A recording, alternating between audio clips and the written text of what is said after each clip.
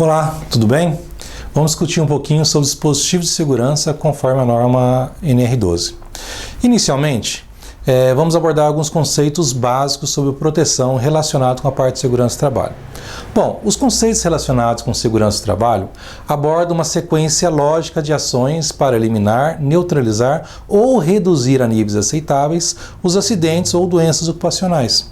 A NR12, ela reforça esses conceitos, informando que são considerados medidas de proteção dentro de uma ordem de prioridade, aonde essas ordens de prioridades, elas atendem os seguintes requisitos. Primeiramente, as medidas coletivas. Em segunda instância, as medidas administrativas. E, por fim, as medidas de proteções individuais. Para cumprimento da NR12, é necessário seguir algumas etapas. A primeira etapa é exatamente a relação de máquinas, identificar quais são as máquinas e equipamentos que estão instalados no site, na unidade industrial. Na segunda etapa é a apreciação de risco. É na apreciação de risco que eu vou identificar quais são as não conformidades. E a terceira etapa é exatamente a questão da adequação, onde entra o projeto e a execução das soluções adotadas. E é na etapa do projeto que eu vou especificar quais serão os dispositivos necessários para atendimento da NR12 e para garantir uma segurança eficaz para os trabalhadores. Os sistemas de segurança consistem em um conjunto de soluções, dispositivos de segurança, que juntas eliminam ou neutralizam os riscos das máquinas e equipamentos. Basicamente, os sistemas de segurança se dividem em três segmentos, representados conforme vocês podem observar na figura: proteção fixa, proteção móvel e medidas administrativas.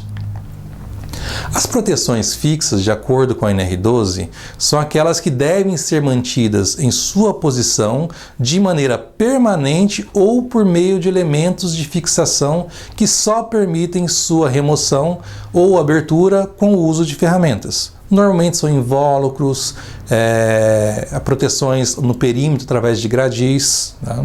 Já as proteções móveis, conforme a NR12, elas podem ser abertas sem o uso de ferramentas, geralmente ligadas a um elemento mecânico à estrutura dessa máquina ou a um elemento fixo próximo, e deve se associar a dispositivos de intertravamento. Aqui entra muitas vezes os dispositivos. Então, se eu tenho uma proteção móvel, obrigatoriamente eu vou ter um dispositivo de intertravamento, por exemplo. Tá? Na figura que vocês estão vendo aí na tela, apresenta alguns elementos básicos, alguns dispositivos de segurança normalmente utilizados do ponto de vista de segurança de máquinas e equipamentos. Aí eu tenho desde a cortina de luz, sensores magnéticos, dispositivo de intertravamento, botão bimanual, botão de emergência, relés de segurança, CLPs de segurança, chaves magnéticas, os gradis, que também é um dispositivo fixo de segurança. Então, existem vários elementos, vários dispositivos que estão aí à disposição de um projetista e da área de segurança do trabalho para que sejam especificados de maneira correta a fim de determinar aí o melhor nível de segurança possível dentro de uma máquina e equipamento. Aqui um exemplo clássico aqui, de um projetinho de uma máquina. Então verifiquem que eu tenho a proteção fixa no perímetro, que é um gradil. Tá? E aqui eu tenho também, demonstra também um invólucro de um equipamento, que é uma proteção fixa, ou seja, eu só vou remover esses dispositivos com o uso de ferramentas. Na tela ainda vocês podem verificar alguns outros elementos. Então você tem aí a figura onde eu tenho a proteção do lado, na parte perimetral de um equipamento. Podemos ver também, focado nessa próxima foto, um dispositivo de intertravamento, ou seja, eu tenho uma porta, e o que a norma determina? A porta é considerada uma proteção móvel, então obrigatoriamente eu tenho que ter um dispositivo de intertravamento, que é um dispositivo de segurança. Importante, tá? Toda proteção móvel deverá possuir um dispositivo de intertravamento interligado a um relé de segurança. Isso determinado pela norma NR12, tá? E caso, lógico, que a apreciação de risco venha identificar a necessidade. E esses dispositivos de segurança, né? Eles podem ser divididos ainda em 3 categorias: sistema de detecção, o sistema de interface de segurança e os atuadores.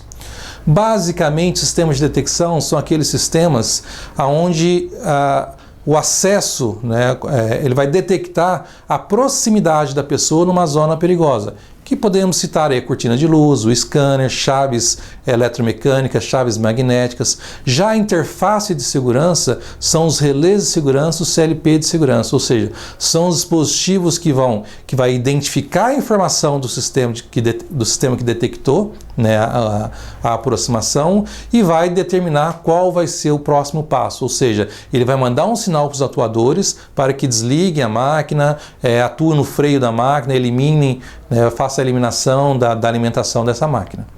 Aí na tela vocês podem ver aí um sisteminha, né, resumido de tudo isso. Então eu tenho o sistema de detecção, por exemplo, né, a cortina de luz, o sistema aí de monitoramento através do relé de segurança, o sistema de operação, né, ou seja, o comando, os contatores, é ele que vai desligar o equipamento, né, que esse equipamento pode ser uma máquina, pode ser um freio e assim por diante. Então, basicamente, a gente teria esses 3 elementos aí divididos nos dispositivos.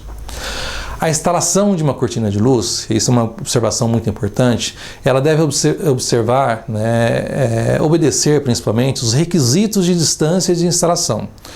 Eu tenho uma norma específica, que é a 13855, sendo determinada por essa expressão. Ou seja, o projetista, ao especificar uma cortina de luz, ele vai ter que levar em consideração qual é o posicionamento ideal dessa cortina de luz. E esse posicionamento ideal, ele tem que levar em consideração alguns fatores, tá? São eles: distância mínima, né, em milímetro, que é o cálculo que é determinado para verificar qual é a distância realmente exata que a cortina de luz deve ficar, a velocidade de aproximação do corpo ou da pessoa, o tempo, né, de resposta de todos os equipamentos envolvidos.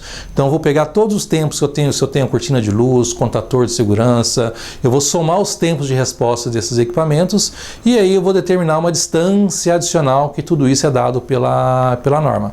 Então, basicamente, a gente vai utilizar a expressão S, né, que é essa distância que a gente quer determinar, através, né, da metodologia dada pela norma.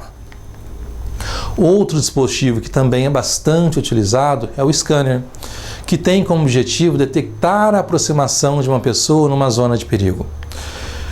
O scanner, né, ele exige algumas considerações que devem ser pensadas na hora da especificação. Por quê? Nem sempre os dispositivos eletroeletrônicos são indicados em um sistema de proteção, pois existem outros fatores que podem prejudicar o seu correto funcionamento. Por exemplo, vibrações, locais sujeitos a umidade, poeiras excessivas, entre outros requisitos.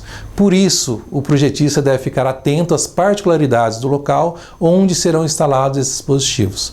Lembrando, né, que os dispositivos de segurança ele tem uma gama vasta no mercado. Né? Então a gente podemos citar aqui, relembrando, né, vamos citar alguns exemplos bem clássicos: botão de emergência, cortina de luz, o scanner,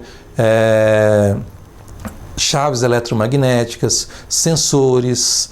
Todos esses dispositivos estão aí à disposição da área de segurança do trabalho para proporcionar ao trabalhador um ambiente seguro e à empresa uma segurança jurídica. Obrigado.